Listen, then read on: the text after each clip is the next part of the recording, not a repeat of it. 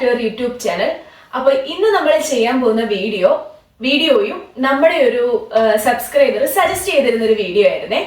അപ്പം ടോപ്പിക് എന്താണെന്ന് വെച്ചാൽ നമ്മുടെ ജർമ്മനിയിലെ ഇവിടുത്തെ ചെലവ്, ഇവിടുത്തെ എക്സ്പെൻസസ്, മന്ത്ലി എക്സ്പെൻസോ അല്ലെങ്കിൽ ഇവിടുത്തെ കോസ്റ്റ് ഓഫ് ലിവിങ്ങോ അതിനെ പറ്റിയാണ് നമ്മൾ ഇന്ന് ഈ വീഡിയോയിൽ ഡിസ്കസ് ചെയ്യാൻ പോകുന്നത്. ഇവിടുത്തെ കോസ്റ്റ് ഓഫ് ലിവിങ് അല്ലെങ്കിൽ മന്ത്ലി എക്സ്പെൻസ് എന്ന് പറഞ്ഞാൽ നമുക്കൊരു എക്സാക്ട് ആയിട്ട് ഒരു ഫിഗർ എന്തായാലും പറയാൻ പറ്റത്തില്ലായിരിക്കുമല്ലോ. കാരണം ഇപ്പം ഞാൻ സ്പെൻഡ് ചെയ്യുന്ന പോലെ ആയിരിക്കണമെന്നില്ല നിങ്ങൾ സ്പെൻഡ് ചെയ്യുന്നത്, അതുപോലെ നിങ്ങൾ ജീവിക്കുന്ന സിറ്റിയിലാവണമെന്നില്ല ഞങ്ങൾ താമസിക്കുന്നത്. അതുകൊണ്ട് നമ്മളിവിടെ ഈ ഒരു വീഡിയോയിൽ പറയാൻ ഉദ്ദേശിക്കുന്നത് നമുക്ക് ഇവിടെ ഉണ്ടാവുന്ന എക്സ്പെൻസും നമുക്ക് ഇവിടുത്തെ സിറ്റിയുമായിട്ട് അറിയാവുന്നതും പിന്നെ ജനറലൈസ് ചെയ്തിട്ടും ഉള്ള കാര്യങ്ങളാണ്. എന്തായാലും കുറച്ച് നിങ്ങൾ ജീവിക്കാൻ പോകുന്ന സിറ്റിയുമായിട്ടോ അല്ലെങ്കിൽ നിങ്ങളുടെ ഫാമിലിയിൽ എത്ര ആൾക്കാരുണ്ട്, ഇപ്പൊ നിങ്ങൾ ഒരാളാണോ അല്ലെങ്കിൽ ഫാമിലി ആണോ കിഡ്സ് ഉണ്ടോ അതിനെയൊക്കെ ഡിപ്പെൻഡ് ചെയ്ത് എന്തായാലും ഈ കോസ്റ്റിൽ അല്ലെങ്കിൽ എക്സ്പെൻസിൽ കുറച്ച് വേരിയേഷൻസ് എന്തായാലും ഉണ്ടാവേ. അപ്പൊ നമുക്ക് മെയിൻ ആയിട്ടുള്ള കാറ്റഗറീസ് ഒക്കെ നോക്കാം. ഫസ്റ്റ്ലി നമുക്ക് എത്ര നെറ്റ് ഇൻകം നമുക്ക് കിട്ടുന്നുണ്ട്, നമുക്ക് എവിടാണ് നമുക്ക് ഇൻകം കിട്ടുന്നത്, അതില് ബ്രൂട്ടോ എന്ന് പറയുന്ന ആ എമൗണ്ട് നമുക്ക് കഴിഞ്ഞിട്ട് നമുക്ക് കിട്ടുന്ന നെറ്റ് ഇൻകം ആണ് കിട്ടുന്നത്. സോ ഈ നെറ്റ് ഇൻകത്തിൽ നിന്ന് വേണം നമ്മൾ ബാക്കിയുള്ള എക്സ്പെൻസസ് എല്ലാം നമ്മൾ മീറ്റ് ചെയ്യാൻ വേണ്ടി. ഇതിൽ നല്ലൊരു ശതമാനം നമ്മുടെ കയ്യിൽ നിന്ന് ഇറങ്ങുന്നത് നമ്മുടെ വീടിന്റെ റെന്റിനായിരിക്കും. ഒബ്വിയസ്ലി അതായിരിക്കും എന്ന് ഞാൻ വിശ്വസിക്കുന്നത്. അപ്പം നമുക്ക് അത് വെയിറ്റ് ചെയ്യും. നമ്മൾ നേരത്തെ ഒരു വീഡിയോക്കകത്ത് എനിക്കൊന്ന് പറഞ്ഞിട്ടുണ്ടായിരുന്നു അപ്പാർട്ട്മെന്റിന്റെ കാര്യങ്ങളൊക്കെ. അപ്പം അതിനകത്ത് പല സിറ്റി അനുസരിച്ച് അപ്പാർട്ട്മെന്റിന്റെ റേറ്റ് മാറാം. അപ്പാർട്ട്മെന്റിന്റെ നമ്പർ ഓഫ് ബെഡ്റൂംസ് അനുസരിച്ച് അപ്പാർട്ട്മെന്റിന്റെ റേറ്റുകൾ മാറാം. പിന്നെ അപ്പാർട്ട്മെന്റ് ഷെയർഡ് അപ്പാർട്ട്മെന്റ് ആണോ, അത് കൂടുതൽ ചീപ്പായിട്ട് നമുക്ക് താമസിക്കാൻ പറ്റുന്ന ടൈപ്പ് ഓഫ് അപ്പാർട്ട്മെന്റ് അത്. അപ്പൊ അങ്ങനെ നമ്മുടെ നല്ലൊരു എമൗണ്ട് നമ്മുടെ ഇൻകത്തിൽ നിന്നും കുറെ പോവാൻ പറ്റുന്നത് റെന്റിലായിരിക്കും കൂടുതൽ പോകുന്നത്. പിന്നെ ഇപ്പൊ പറഞ്ഞല്ലോ, ഇപ്പൊ റെന്റ് വേരി ചെയ്യാന്ന് പറഞ്ഞത് നമ്മളൊരു ജനറലി പറയുവാണെങ്കിൽ ഇപ്പം നല്ല വലിയ ബിഗ് സിറ്റീസ് ഒക്കെ വെച്ച് കമ്പയർ ചെയ്യുവാണെങ്കിൽ ഫ്രാങ്ക്ഫർട്ട് പോലത്തെ, ബെർലിൻ പോലത്തെ അങ്ങനത്തെ വലിയ വലിയ സിറ്റീസിൽ നമ്മുടെ കയ്യിൽ എന്തായാലും ഒരു 1 ബെഡ്റൂമിന് എന്തായാലും 1 ബെഡ്റൂമിന് ഒബ്വിയസ്ലി നമ്മുടെ കയ്യിൽ നിന്ന് ഒരു 1200, 1500 തൊട്ട് 2000 യൂറോ നമ്മുടെ കയ്യിൽ നിന്ന് എന്തായാലും മന്ത്ലി പോകും. അപ്പൊ അത്രയും റേറ്റ് കൂടുതലാണ് അവിടെ. പിന്നെ കുറച്ച് ചെറിയ സിറ്റീസിലൊക്കെ നമ്മൾ നോക്കുവാണെങ്കിൽ അവിടെയൊക്കെ ഈ കമ്പാരിറ്റീവ്ലി ഇതിന്റെ അത്ര റേറ്റ് പോലും വരത്തില്ല ചെറിയ സിറ്റീസിലൊക്കെ നമ്മൾ വീട് നോക്കുവാണെങ്കിൽ. പിന്നെ ഏറ്റവും ഞാൻ കുറച്ചും പറഞ്ഞു, ഏറ്റവും ചീപ്പായിട്ട് നമുക്ക് താമസിക്കാൻ പറ്റുന്നത് വേഗ്യ എന്ന് പറഞ്ഞാൽ ഷെയർഡ് അപ്പാർട്ട്മെന്റ്സിലായിരിക്കും താമസിക്കാൻ പറ്റുന്നത്. അവിടെ എന്ന് പറഞ്ഞാൽ കൂടിപ്പോയ 400, 500 യൂറോ, 600 യൂറോ അങ്ങനെയൊക്കെ ആയിരിക്കും പോകുന്നത്. ഇപ്പൊ ഞാൻ ഒരു എക്സാമ്പിൾ പറയുകയാണെങ്കിൽ ഞാൻ എനിക്ക് പഴയ ഒരു വീഡിയോക്ക് അത് പറഞ്ഞിട്ടുണ്ടെന്ന് തോന്നുന്നു. ഞാനും എന്റെ 2 ഫ്രണ്ട്സുമായിട്ട് ഞങ്ങൾ 3 പേരും കൂടെ ഒരു ഷെയർഡ് അപ്പാർട്ട്മെന്റ് താമസിച്ചപ്പോൾ ഒരാൾക്ക് ഡ്രെസ്ഡൻ എന്ന് പറയുന്ന സ്ഥലത്ത് ഞങ്ങൾ താമസിച്ചപ്പം അവിടെ ഒരാൾക്കായത് 280 യൂറോ എങ്ങാണ്ടേ ഉള്ളായിരുന്നു. 280 യൂറോ ഇൻക്ലൂഡ് അല്ല, എവറിത്തിങ് ഇൻക്ലൂഡ് 280 യൂറോ. അപ്പൊ അത്രയും ചീപ്പായിട്ട് നമുക്ക് താമസിക്കാൻ പറ്റും. അത് പറഞ്ഞ പോലെ ഓരോ സിറ്റി അനുസരിച്ച് റെന്റ് മാറിക്കൊണ്ടിരിക്കും. അത് ഈ ഷെയർഡ് ആയിട്ടുള്ള അപ്പാർട്ട്മെന്റ് ഒക്കെ കൂടുതലും ചൂസ് ചെയ്യുന്നത് സ്റ്റുഡൻസ് ആയിട്ട് വരുന്നവരായിരിക്കും, അല്ലെ സിംഗിൾ ആയിട്ട് വരുന്നവർ. ഫാമിലി ആയിട്ട് വരുന്നവർ എനിക്ക് തോന്നുന്നില്ല അധികം അങ്ങനെ ഷെയർഡ് ആയിട്ട് പോകുമെന്നുള്ളത്. പക്ഷെ സ്റ്റുഡൻസ് ആയിട്ടാണ് നിങ്ങൾ വരുന്നതെന്നുണ്ടെങ്കിൽ എന്തായാലും ഷെയർഡ് അപ്പാർട്ട്മെന്റ് എടുക്കുന്നതായിരിക്കും ഇനിഷ്യൽ സ്റ്റേജിലൊക്കെ കുറച്ചുകൂടെ നമുക്ക് പൈസ സേവ് ചെയ്യാനോ ഒക്കെ നല്ലത്. കാരണം ആ സമയത്ത് നമുക്കൊരു വലിയ ഇൻകം കിട്ടുന്ന ജോലി ഇല്ലല്ലോ, പാർട്ട് ടൈം ആയിരിക്കുമല്ലോ ഉള്ളത്. അപ്പൊ ആ സമയത്ത് നിങ്ങൾക്ക് എന്തായാലും ഒരു ഷെയർഡ് അപ്പാർട്ട്മെന്റ് ആയിരിക്കും നല്ലതായിട്ട് ഉണ്ടാവുക. അങ്ങനെയാണ് ഇവിടെ ഒരു അപ്പാർട്ട്മെന്റിന്റെ ഒക്കെ റെന്റ് വരുന്നത്. പിന്നെ രണ്ടാമത്തെ കാറ്റഗറി എന്ന് പറഞ്ഞാൽ യൂട്ടിലിറ്റീസ് ആണ്. അതായത് നമ്മുടെ ഇലക്ട്രിസിറ്റി, വാട്ടർ, ടെലിഫോണ്, ഇന്റർനെറ്റ് അങ്ങനെയുള്ള ഇതിന്റെ പൈസയൊക്കെ. അതെന്ന് വെച്ച് കഴിഞ്ഞാല് നോർമലി എന്ന് പറയാൻ പറ്റത്തില്ല. ചില കേസസിലൊക്കെ നമ്മുടെ റെന്റിൽ അത് ഇൻക്ലൂഡഡ് ആയിരിക്കും, ചില കേസസിൽ അത് റെന്റിൽ ഇൻക്ലൂഡഡ് ആയിരിക്കത്തില്ല. അത് നിങ്ങളൊരു അപ്പാർട്ട്മെന്റ് എടുക്കാൻ പോകുമ്പോൾ എപ്പോഴും ശ്രദ്ധിച്ചോണം എന്തൊക്കെ യൂട്ടിലിറ്റീസ് ആണ് ആ അപ്പാർട്ട്മെന്റ് റെന്റിൽ ഇൻക്ലൂഡ് ആയിരിക്കുന്നത് എന്നുള്ളത്.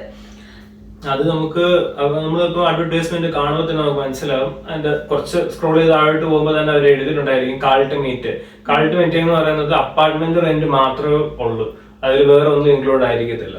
വാം മീറ്റ് എഴുതുമ്പോൾ അതിൻ്റെ അകത്ത് ഇലക്ട്രിസിറ്റി, ഹീറ്റിംഗ്, വാട്ടർ എല്ലാം അതിന്റെ ഇൻക്ലൂഡ് ആയിരിക്കും. അപ്പൊ വാം മീറ്റ് നമ്മൾ നോക്കിപ്പോയാൽ ഫൈനൽ റേറ്റ് അതായിരിക്കും. അപ്പം അത് നോക്കിയാണ് നമ്മൾ ആക്ച്വലി അപ്പാർട്ട്മെന്റ് എടുക്കേണ്ടത്. ഈ ഒന്നും ഇൻക്ലൂഡഡ് അല്ലാത്ത ഒരു അപ്പാർട്ട്മെന്റ് ആണെന്നുണ്ടെങ്കിൽ ഈ യൂട്ടിലിറ്റീസിന് എല്ലാം കൂടെ ചേർത്തൊരു 150 യൂറോസ് ഒക്കെ, ഇന്റർനെറ്റും എല്ലാം കൂടെ ചേർത്തിട്ട് ഒരു 150 യൂറോസ് ഒക്കെ ചിലപ്പോൾ നമുക്ക് മന്ത്ലി ആകുമായിരിക്കും. പിന്നെ മോസ്റ്റ് ഓഫ് ദി കേസസിൽ മിക്കപ്പോഴും ചില യൂട്ടിലിറ്റീസ് ഒക്കെ നമ്മുടെ റെന്റിൽ ഇൻക്ലൂഡഡ് ആയിരിക്കും. ഇപ്പൊ ഒരു എക്സാമ്പിൾ പറയുകയാണെങ്കിൽ ഞങ്ങൾ ഇവിടെ താമസിക്കുന്നത് സ്റ്റുട്ട്ഗാർട്ടിലാണ്. ഇവിടെ നമ്മുടെ ഒരു 3 റൂം അപ്പാർട്ട്മെന്റ് ആണ് ഞങ്ങൾക്കുള്ളത്. അതായത് 2 ബെഡ്റൂമും ഒരു ഹോളും പിന്നെ സെപ്പറേറ്റ് കിച്ചണും ബാത്റൂമും അതിന്റെ കാര്യങ്ങളും എല്ലാം ആയിട്ട് ഒരു 3 റൂം അപ്പാർട്ട്മെന്റ് ആണ്. നമുക്കിവിടെ ആവുന്നത് ഒരു 1400 യൂറോ ആണ് നമുക്കിവിടെ റെന്റ് ആയിട്ട് ആവുന്നത്.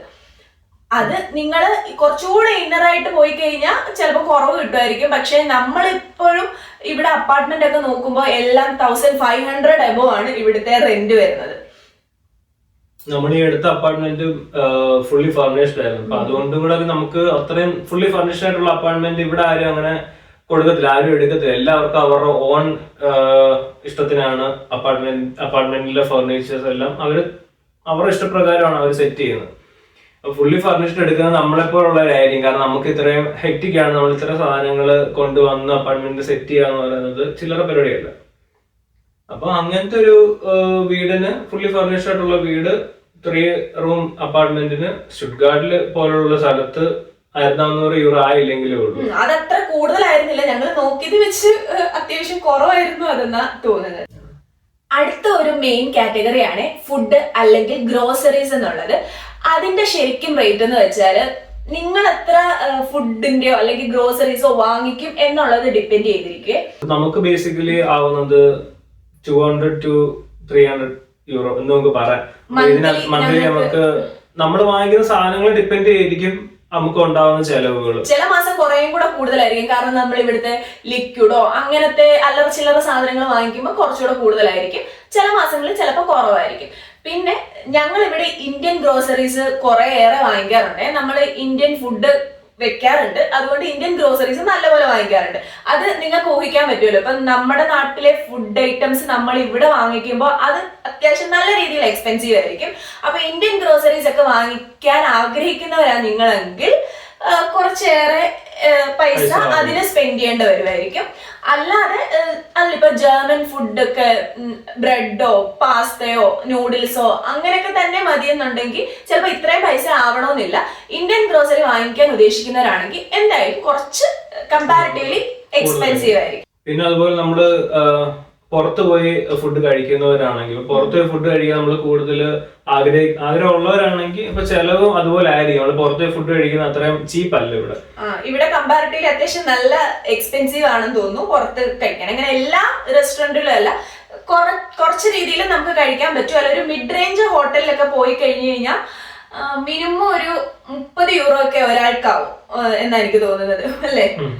ഒരാൾക്ക് 30 യൂറോ എങ്കിലും ഒരു മീലിന്, നമ്മള് സ്റ്റാർട്ടർ അങ്ങനെ കഴിച്ചു പോകാനല്ല, ഒരു മീല് കഴിച്ചു കഴിഞ്ഞാൽ ഒരു 30 യൂറോ എങ്കിലും മിനിമം ആവും പുറത്ത് പോയി കഴിച്ചിട്ടുണ്ട്. അല്ല ഇങ്ങനെ ഈ ഷവർമ പോലുള്ളതോ അങ്ങനെയൊക്കെ കഴിക്കാൻ മതിയെന്ന്, പിസ്സയോ അങ്ങനെയൊക്കെ കഴിക്കാനാണെങ്കിൽ ഒരു 10-15 യൂറോയ്ക്ക് അതിലൊക്കെ നിൽക്കും. ഇനി നെക്സ്റ്റ് ഒരു മെയിൻ സെക്ഷൻ ആണ് ഇവിടുത്തെ ട്രാൻസ്പോർട്ടേഷൻ എന്നുള്ളത്. എനിക്ക് തോന്നുന്നു ഇവിടെ ഇപ്പൊ വരുന്നവർ എല്ലാവരും എടുക്കുന്ന ഒരു കാര്യമാണ് ഡോയ്ച്ച്ലാൻഡ് ടിക്കറ്റ്. അത് നിങ്ങൾക്ക് ഓൾറെഡി മിക്കവാറും അറിയായിരിക്കും. ഡോയ്ച്ച്ലാൻഡ് ടിക്കറ്റ് എന്ന് പറഞ്ഞാൽ ഇപ്പൊ അതിന് 58 യൂറോസ് ആണെന്ന് തോന്നുന്നു മന്ത്ലി നമ്മൾ പേ ചെയ്യേണ്ടത്. ആ 58 യൂറോസ് കൊടുത്ത് നമ്മൾ ഡോയ്ച്ച്ലാൻഡ് ടിക്കറ്റ് എടുത്തിട്ടുണ്ടെങ്കിൽ നമുക്ക് ഇവിടുത്തെ മെയിൻ ആയിട്ടുള്ള പബ്ലിക് ട്രാൻസ്പോർട്ട്സ് എല്ലാം യൂസ് ചെയ്യാൻ കഴിയും. IC ട്രെയിൻ ഒക്കെ ഒഴിച്ചു കഴിഞ്ഞാൽ ബാക്കി എല്ലാം തന്നെ നമുക്ക് ഡോയ്ച്ച്ലാൻഡ് ടിക്കറ്റ് വെച്ച് യൂസ് ചെയ്യാൻ കഴിയും. നമ്മളിപ്പം വർക്കിന് പോകുമ്പോഴായാലോ അല്ലെങ്കിൽ ഓഫീസിൽ പോകാനാണെങ്കിലോ ഒക്കെ നമുക്ക് നല്ലപോലെ അത് യൂട്ടിലൈസ് ചെയ്യാം. കാരണം മന്ത്ലി നമുക്ക് ആ ഒരു എമൗണ്ട് കൊടുത്താൽ മതിയല്ലോ. കഴിഞ്ഞ വർഷം വരെ അതിന് 49 യൂറോസേ ഉണ്ടായിരുന്നുള്ളൂ. ഈ ജനുവരി തൊട്ടാണ് അവരത് 58 യൂറോസ് ആക്കി മാറ്റിയിട്ടുള്ളത്. അത് യൂസ് ചെയ്ത് നിങ്ങൾക്ക് ഇപ്പം ട്രിപ്പിന് പോകാൻ ആഗ്രഹമുള്ളവരാണെങ്കിൽ നമുക്ക് ചില കൺട്രീസിന്റെ ചില പെർട്ടിക്കുലർ ഏരിയ വരെ നമുക്ക് ജർമ്മനിക്ക് പുറത്ത് ഞാൻ പറയുന്നത് ചില കൺട്രീസിന്റെ ആ ഒരു പെർട്ടിക്കുലർ ഏരിയ വരെ നമുക്ക് ഈ ഡോയ്ച്ച്ലാൻഡ് ടിക്കറ്റ് യൂസ് ചെയ്തിട്ട് നമുക്ക് പോകാൻ പറ്റും, ട്രാവൽ ചെയ്യാൻ പറ്റും.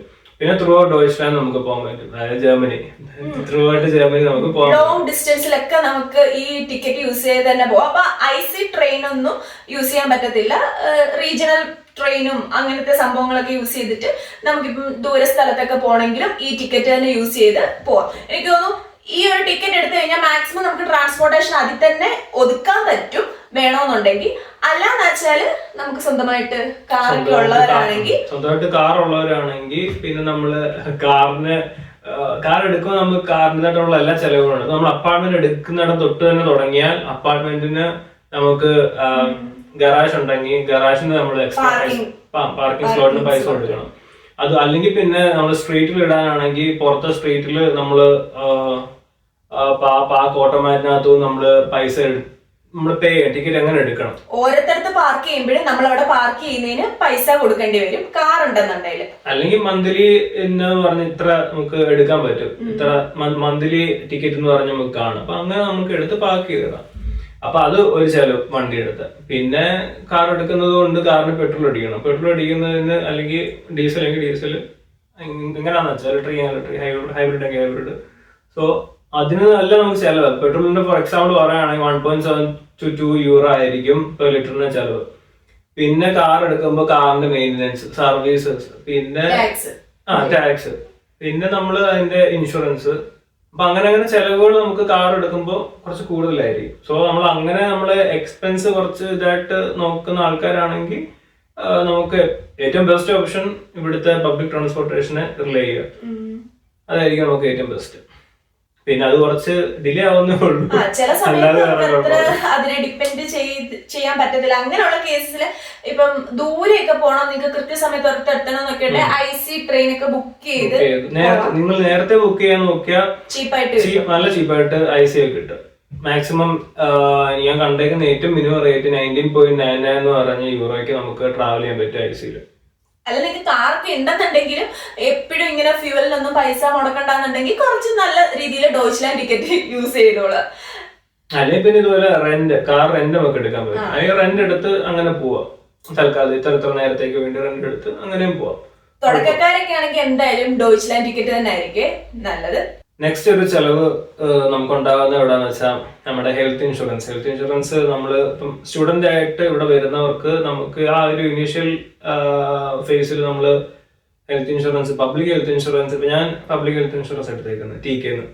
അപ്പം അവിടെ നമ്മൾ ആദ്യമേ പേ ചെയ്യേണ്ടത് എനിക്ക് തോന്നുന്നു 120 euro അങ്ങനെ എന്തോ സംതിങ് എന്തോ ആയിരുന്നു. അത് തൊട്ട് 200 euro നമുക്ക് ചുമ്മാ റഫായിട്ട് കാൽക്കുലേറ്റ് ചെയ്യാം. അത്രയും നമ്മുടെ എന്തായാലും ഇറങ്ങും. പിന്നെ നേരെ മറിച്ച് എന്നിട്ട് നമ്മൾ പിന്നെ ഒരു ഫുൾ ടൈം എംപ്ലോയി ആയെങ്കിൽ നമ്മുടെ കയ്യിൽ നിന്ന് ഓൾറെഡി പൈസ ഇറങ്ങും. ടാക്സ് പിടിക്കുന്നതിന്റെ കൂട്ടത്തിൽ നമ്മുടെ ഇൻഷുറൻസ് ഇറങ്ങും. അത് അറൌണ്ട് ഒരു 250 euro തൊട്ട് അങ്ങനെ പോവാം. 350 euro അങ്ങനെ പോവാം.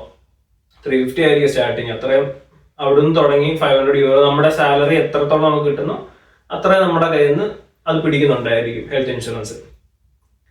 പിന്നെ ടാക്സിന്റെ കാര്യം പറഞ്ഞപ്പോഴാണ് ഒരു കാര്യം ഓർത്തത്. നമ്മൾ ഇവിടെ വന്ന് രജിസ്റ്റർ ചെയ്യാൻ നേരം നമ്മൾ എന്തെങ്കിലും റിലീജിയൻ കൊടുക്കുകയാണെന്നുണ്ടെങ്കിൽ അതിന് നമ്മൾ എക്സ്ട്രാ പേ ചെയ്യേണ്ടി വരും അല്ലെ? നമ്മള് ക്രിസ്ത്യനാന്ന് പറഞ്ഞ നമ്മുടെ കാസ്റ്റ് നമ്മൾ കൊടുക്കുകയാണെങ്കിൽ ചർച്ച് ടാക്സ് എന്ന് പറഞ്ഞാൽ നമ്മുടെ കയ്യിൽ നിന്ന് പൈസ പിടിക്കും. ഒരു നല്ല ശതമാനം, ഒരു 8-9% ഒക്കെ നമ്മളുടെ ചർച്ച് ടാക്സ് ആയിട്ട് പിടിക്കേ. പിന്നെ അതുപോലെ നമ്മളിപ്പോൾ ഡോക്ടറിനെ കാണാൻ പോകാൻ നേരത്താണെങ്കിൽ അവിടെ ഡോക്ടർ നമ്മളെ ചെക്ക് ചെയ്യുന്നതൊക്കെ നമ്മുടെ ഇൻഷുറൻസ് കവേർഡ് ആയിരിക്കും. അത്ര പൈസ കൊടുക്കേണ്ട ആവശ്യമില്ല. പക്ഷെ അവര് നമുക്ക് എന്തെങ്കിലും മെഡിസിൻ എഴുതുകയാണെങ്കിൽ അത് നമ്മൾ പുറത്തുനിന്ന് വാങ്ങിക്കണമെന്നുണ്ടെങ്കിൽ, ഇപ്പൊ പനി അങ്ങനെയുള്ള കാര്യങ്ങൾക്കൊക്കെ മെഡിസിൻ പുറത്തുനിന്ന് വാങ്ങിക്കണമെന്നുണ്ടെങ്കിൽ അതിന്റെ എല്ലാ എക്സ്പെൻസ് നമ്മൾ എടുക്കണേ. അതൊക്കെ അത്യാവശ്യം കുറച്ച് എക്സ്പെൻസീവ് ആണെന്ന് തോന്നുന്നു. ഇവിടുന്ന് മെഡിസിൻ വാങ്ങിക്കുന്നതും കാര്യങ്ങളൊക്കെ ഡോക്ടർ ചെക്ക് ചെയ്യുന്നതും എല്ലാം ഫ്രീ ആണ്. അല്ലാതെ നമ്മളിപ്പോ എന്തെങ്കിലും ടെസ്റ്റ് ചെയ്യണമെന്ന് പറഞ്ഞ് ഡോക്ടറെ അപ്രോച്ച് ചെയ്യുവാണെങ്കിലോ അതെല്ലാം ഒന്നും നമുക്ക് ചിലപ്പോൾ കവേർഡ് ആയിരിക്കത്തില്ല. നിങ്ങൾക്ക് എന്തൊക്കെയാ കവേർഡ് ആയിട്ടുള്ളതെന്ന് അറിയണമെങ്കിൽ നിങ്ങളുടെ ഹെൽത്ത് ഇൻഷുറൻസിനെ കോൺടാക്ട് ചെയ്ത് ഡീറ്റെയിൽസ് വാങ്ങിക്കുക.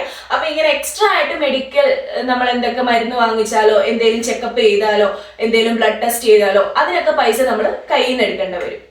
പിന്നെ ഇവിടെ ഹെൽത്ത് ഇൻഷുറൻസിനകത്ത് കവേർഡ് ആവാത്തത് നമ്മുടെ കണ്ണിന്റെ എന്തെങ്കിലും, പിന്നെ ഡെന്റലിന്റെ, അതിനൊക്കെ നമ്മൾ എക്സ്ട്രാ ഇൻഷുറൻസ് എടുക്കണം. അതൊക്കെ അത്യാവശ്യം നല്ല എക്സ്പെൻസീവ് ആണ് ഇവിടെ, പല്ലും കണ്ണും ഒക്കെ ശരിയാക്കാന്നുള്ളത്. അതുകൊണ്ട് നോർമലി നമ്മള് വെക്കേഷൻ ഒക്കെ നാട്ടിൽ പോകുമ്പോഴൊക്കെ ആയിരിക്കും തോന്നുന്നു കൂടുതലും ആൾക്കാർ ചെയ്യുന്നത്. പക്ഷെ നമ്മൾ ലോങ് ടൈം ഇവിടെ നിൽക്കുമ്പോൾ എന്തായാലും നമ്മൾ ഇവിടെ തന്നെ കാര്യങ്ങളെല്ലാം ചെയ്യേണ്ടി വരും. പിന്നെ വരുന്ന ഒരു കാറ്റഗറിയാണ് എന്റർടൈൻമെന്റ് എന്നുള്ളത്. അത് നിങ്ങൾ എന്തൊക്കെ എന്റർടൈൻമെന്റ് ഓപ്റ്റ് ചെയ്യുന്നതനുസരിച്ചിരിക്കും അതിന്റെ ഒരു ഇത് വരുന്നത്. നമ്മൾ ജനറലി പറയുകയാണെങ്കിൽ അതിൽ എന്തൊക്കെ വരും? നമ്മളിപ്പം ഇവിടെ ജിമ്മിന് പോകുന്ന ആൾക്കാരാണെങ്കിൽ ജിമ്മിനാവും ഫീസ്. അത് ചിലപ്പോൾ ഓഫർ ഉള്ള ടൈം കാണും. അപ്പൊ നമ്മൾ ഇത്ര വർഷത്തേക്ക് നമുക്ക് ചിലപ്പം നമ്മൾ കോൺട്രാക്ട് എഴുതുവാണെങ്കിൽ നമുക്ക് അത്രയും പൈസ കുറവായിരിക്കും നമ്മൾ കൊടുക്കേണ്ടത് ജിം ഫീ ആയിട്ട്. അപ്പം ബേസിക്കലി പറയുകയാണെങ്കിൽ 15 യൂറോ തൊട്ട് നമുക്ക് ജിമ്മിന് സ്റ്റാർട്ട് ചെയ്യും പെർ മന്ത്. പിന്നെ വേറെ പറയുന്നത് നമ്മളിവിടെ സിനിമ കാണാൻ പോകുന്ന ആൾക്കാരാണെങ്കിൽ ഇവിടെ ഒരുപാട് മലയാളം സിനിമാസും ഹിന്ദി സിനിമാസും ഒക്കെ റിലീസ് ചെയ്യുന്ന ഒരു സ്ഥലമാണ്. അതുകൊണ്ട് ഇപ്പൊ മിക്ക ഇറങ്ങുന്ന നല്ല പടങ്ങളും നമുക്ക് ഇവിടെ തന്നെ കാണാൻ പറ്റും.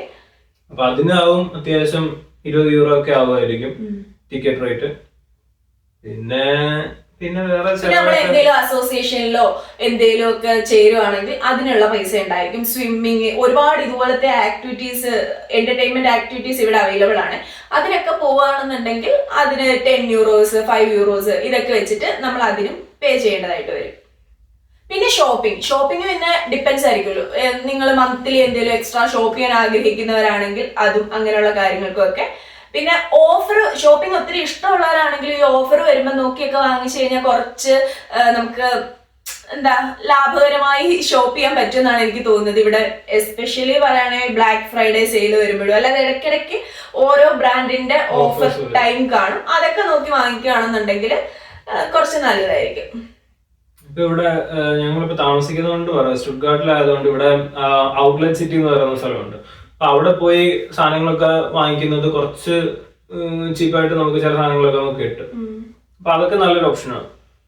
പിന്നെ പുത്തനായിട്ട് നാട്ടിൽ ഇങ്ങോട്ട് വരാൻ നോക്കുന്നവരാണെങ്കിൽ പറയാണ്, നമ്മൾ നോർമലി വരുമ്പോൾ ഇവിടെ കുറെ എക്സ്പെൻസീവ് ആയിരിക്കും എന്ന് കരുതി നാട്ടിൽ നിന്ന് നമ്മൾ ജാക്കറ്റും കാര്യങ്ങളും ഒക്കെ ഒരുപാട് വാങ്ങിച്ചുകൊണ്ട് വരുമായിരിക്കുമല്ലോ. അപ്പൊ ഇവിടെ വന്നിട്ട് വാങ്ങിക്കുന്നതായിരിക്കും കൂടുതൽ ബെറ്റർ എന്ന് ഞങ്ങൾക്ക് തോന്നുന്നു. കാരണം ഇവിടുത്തെ തണുപ്പിന് പറ്റിയ അത്രയും നല്ലൊരു ക്വാളിറ്റി ഉള്ള സാധനങ്ങൾ നമുക്ക് ഇവിടെ ആയിരിക്കും കൂടുതൽ കണ്ടു കിട്ടുന്നത്. അതേപോലെ ഇവിടെ ഓഫർ വരുന്ന സമയത്ത് നാട്ടിലെ ആ ഒരു റേറ്റിനൊക്കെ തന്നെ നമുക്ക് ഇവിടെ അത് വാങ്ങിക്കാൻ കഴിയും. അത് നമ്മൾ ഇവിടെ വന്നു കഴിഞ്ഞ് നമുക്ക് മനസ്സിലായ ഒരു കാര്യമാണ് അത്. അപ്പം പുത്തനായിട്ട് വരാൻ ആഗ്രഹിക്കുന്ന ആൾക്കാരാണ് അത്യാവശ്യം വേണ്ട സാധനങ്ങൾ മാത്രം നാട്ടിൽ നിന്ന് കൊണ്ടുവന്നിട്ട് ബാക്കിയൊക്കെ ഇവിടെ നിന്ന് ഇങ്ങനെ ഓഫർ വരുമ്പോഴോ അല്ലാത്തപ്പോഴൊക്കെ വാങ്ങിക്കുകയാണെങ്കിൽ കുറച്ചുകൂടെ നല്ലതായിരിക്കും. അത് ഞാൻ ചുമ്മാ ഇപ്പൊ ഒന്ന് ആഡ് ചെയ്ത് പറഞ്ഞതേ ഉള്ളേ. പിന്നെ നമുക്ക് വേറെ ഉണ്ടാകുന്ന ചെലവ് എന്ന് പറയുന്നത് നമ്മുടെ മൊബൈലിന്റെ പ്ലാൻ നമ്മൾ എടുക്കുന്നത്. നമ്മള് ഇന്റർനെറ്റ് പ്ലാനോ അല്ലെങ്കിൽ നമ്മള് ഫോൺ ഇതിന്റെ എടുക്കുന്ന പ്ലാനോ, അത് സിം എടുക്കുന്നതിനോ അല്ലെങ്കിൽ അതിനൊക്കെ ബേസിക്കലി ഇപ്പൊ നമുക്കാവുന്ന റേറ്റ് 15 യൂറോ, അതിനകത്തൊക്കെ സ്റ്റാർട്ടിങ് എത്ര ആവത്തുള്ളൂ. നിങ്ങൾ എടുക്കുന്ന പ്ലാൻ പോലും 10 യൂറോ 15 യൂറോയ്ക്കകത്തില് നമുക്കൊരു മന്ത്ലി ഒരു പ്ലാൻ അവൈലബിൾ ആയിരിക്കും. ഇത്ര നെറ്റ് എന്നൊക്കെ പറഞ്ഞിട്ട് അപ്പൊ ഒരാൾക്ക് ഒരു 10 യൂറോ വെച്ച് കണക്കാക്കിയാൽ മതി ഇന്റർനെറ്റിന്. അപ്പൊ ഇത്രയും നമ്മുടെ നേരത്തെ പറഞ്ഞ എക്സ്പെൻസസ് എല്ലാം ഒന്ന് കാൽക്കുലേറ്റ് ചെയ്ത് ഒരു എസ്റ്റിമേഷൻ എടുത്ത സ്റ്റുഡൻസ് ആയിട്ട് ഇരിക്കുന്നവരുടെ പറയുവാണെങ്കിൽ അവർക്ക് എന്തായാലും ഒരു 1000 തൊട്ട് 2000 എന്തായാലും ആവത്തില്ലായിരിക്കും. ഞാൻ മാക്സിമം പറഞ്ഞതേ ഉള്ളൂ. 1000, 1500 അത്രയൊക്കെ ആവത്തുള്ളായിരിക്കാം അവരുടെ ചെലവ്. പിന്നെ ഇപ്പൊ നമ്മൾ ഫാമിലി ആയിട്ട് താമസിക്കുന്നു, പിള്ളേരും അങ്ങനെയൊക്കെ ഉണ്ടെങ്കിൽ ചിലപ്പോൾ നമുക്ക് 2500 തൊട്ട് 3000 വരെയൊക്കെ നമുക്ക് ആവും. നമ്മുടെ അപ്പാർട്ട്മെന്റ് നമ്മൾ അതുപോലെ വലുതെടുക്കണം. അപ്പൊ മെയിനായിട്ട് പൈസ പോകുന്നത് അപ്പാർട്ട്മെന്റ് ആയിരിക്കും. നിങ്ങൾ എത്ര പൈസയുടെ അപ്പാർട്ട്മെന്റ് ആണോ എടുക്കുന്നത് അതനുസരിച്ച് ഇത് നല്ലപോലെ അങ്ങോട്ടും ഇങ്ങോട്ടും വേരി ചെയ്യുമായിരിക്കും. പിന്നെ ഒരു ജനറലി ഒരു ടിപ്പ് പോലെ പറയുകയാണെന്നുണ്ടെങ്കിൽ നമ്മളിവിടെ ഷോപ്പ് ചെയ്യുമ്പോഴും റെന്റിന്റെ കാര്യം പറഞ്ഞല്ലോ, റെന്റ് ഒരു വലിയ പോർഷൻ പോകും. അത് നിങ്ങൾക്ക് കുറച്ച് സേവ് ചെയ്യണമെന്നുണ്ടെങ്കിൽ അപ്പാർട്ട്മെന്റ് എടുക്കുമ്പോൾ കുറച്ച് ഉള്ളിലോട്ടുള്ള അപ്പാർട്ട്മെന്റ് നോക്കാം. അല്ലെന്നുണ്ടെങ്കിൽ കുറച്ചൊരു ഷെയർഡ് അപ്പാർട്ട്മെന്റ് ഒക്കെ എടുക്കുകയാണെങ്കിൽ റെന്റിൽ കുറച്ച് പൈസ നിങ്ങൾക്ക് സേവ് ചെയ്യാൻ പറ്റും. രണ്ടാമത് നല്ലൊരു എമൗണ്ട് പോകുന്നത് ഫുഡിലും ഗ്രോസറിയിലും ആയിരിക്കും. ജർമ്മനിയിൽ തന്നെ ഒരുപാട് സൂപ്പർ മാർക്കറ്റുകളുണ്ട്. അവിടെയും ഓരോ സാധനത്തിന്റെ റേറ്റും നല്ല രീതിയിൽ വേരി ചെയ്യും. അതായത് ചില സൂപ്പർ മാർക്കറ്റുകൾ നല്ല ഹൈ എൻഡ് പ്രോഡക്ട്സും നല്ല പൈസയിൽ കൊടുക്കുന്ന സൂപ്പർ മാർക്കറ്റുകൾ കാണും. എന്നാൽ ചിലത് കുറച്ചുകൂടെ അത്രയും പൈസ ഇല്ല, കുറച്ച് പൈസയിൽ നമുക്ക് സാധനങ്ങൾ വാങ്ങിക്കാൻ പറ്റുന്ന കുറച്ചുകൂടെ നല്ല സൂപ്പർ മാർക്കറ്റുകൾ കാണും. അങ്ങനെയുള്ള സൂപ്പർ മാർക്കറ്റിൽ പോയി കഴിഞ്ഞാൽ കുറേം കൂടെ നമുക്ക് പൈസ അവിടെ സേവ് ചെയ്യാൻ പറ്റുന്നതായിരിക്കും. പിന്നെ വേറൊരു ടിപ്പാണ് ഡോയ്ച്ച്ലാൻഡ് ടിക്കറ്റ് യൂസ് ചെയ്യാം, മാക്സിമം യൂട്ടിലൈസ് ചെയ്യാന്നുള്ളത്. പിന്നെ നമ്മൾ ഓൾറെഡി പറഞ്ഞു പബ്ലിക് ഹെൽത്ത് ഇൻഷുറൻസ് നോക്കുക. അതൊക്കെ ആകുമ്പോൾ നമുക്ക് കുറച്ച് പൈസയൊക്കെ ഒന്ന് സേവ് ചെയ്യാൻ പറ്റും. പിന്നെ ഇപ്പൊ ഇവിടുത്തെ സാധനങ്ങളുടെ വിലയും, ഞങ്ങൾ നോർമലി പോകുന്നത് ലീഡിൽ എന്ന് പറയുന്ന ഒരു ഷോപ്പിംഗ് മാർക്കറ്റിലാണ്. അവിടെ അത്യാവശ്യം നല്ല സാധനങ്ങളും അത്യാവശ്യം റേറ്റ് ഒക്കെ ഓക്കെ ആണെന്ന് നമുക്ക് ഫീൽ ചെയ്യുന്ന ഒരു സൂപ്പർ മാർക്കറ്റ് ആണ് അത്. അവിടുത്തെ സാധനങ്ങളുടെ കറണ്ട് പ്രൈസും അല്ലെങ്കിൽ അവിടുത്തെ ഓരോ സാധനങ്ങൾക്ക് എത്ര ആവും എന്നൊക്കെ ഉള്ളത് ഭാവിയിൽ ചിലപ്പോൾ ഒരു വീഡിയോയിൽ ഞങ്ങൾ ഇൻക്ലൂഡ് ചെയ്യുമായിരിക്കും. അപ്പൊ ഇത്രയൊക്കെയാണ് തോന്നുന്നു അല്ലേ മെയിൻ ആയിട്ട്. പിന്നെ നമ്മളിപ്പോ പറഞ്ഞ പോലെ സൂപ്പർ മാർക്കറ്റിൽ പോകുമ്പോൾ എല്ലാവരുടെയും അവരുടെ ഓൺ ആയിട്ടുള്ള ആപ്പ് ആണ്. അപ്പൊ ഈ ആപ്പ് യൂസ് ചെയ്ത് സാധനങ്ങൾ വാങ്ങിക്കാൻ കൂടുതൽ നോക്കിയാൽ ചിലപ്പോൾ നമുക്ക് കുറച്ച് എന്തെങ്കിലും ഓഫേഴ്സ് കാണും. ചിലപ്പം ഈ പേ ബാക്ക് കാർഡ് എന്ന് പറയുന്ന അങ്ങനത്തെ കാർഡൊക്കെ ഉണ്ട്. അപ്പൊ അത് വെച്ചിട്ട് നമുക്ക് പോയിന്റ് കളക്ട് ചെയ്ത് പിന്നെ ഫ്യൂച്ചറിൽ പോയിന്റ് പേ ബാക്ക് ചെയ്താൽ നമുക്ക് സാധനങ്ങൾ കുറെ ഒക്കെ വാങ്ങിക്കാൻ പറ്റും. അങ്ങനത്തെ ചില ലുട്ടിലുടുക്ക് പരിപാടികളുണ്ട്. അപ്പൊ ഇങ്ങനെയൊക്കെ യൂസ് ചെയ്യുന്നത് കൊണ്ട് കുറച്ച് പൈസ സേവ് ചെയ്ത് നമുക്ക് അങ്ങനെയൊക്കെ ജീവിച്ചു പോകാൻ പറ്റും. ഇതൊക്കെ നോർമലി നമ്മൾ ഇവിടെ വന്നു കഴിയുമ്പോൾ തന്നെ പഠിക്കും എന്തൊക്കെ ചെയ്തു കഴിഞ്ഞാൽ കുറച്ച് സേവ് ചെയ്യാൻ പറ്റും എന്നൊക്കെയുള്ളത്. അപ്പം അത്രേ ഉള്ളൂ എക്സ്പെൻസസ് ഇൻ ജർമ്മനി. അപ്പൊ ഇനി നമുക്ക് വേറൊരു വീഡിയോ ആയിട്ട് കാണാവേ. Bye bye.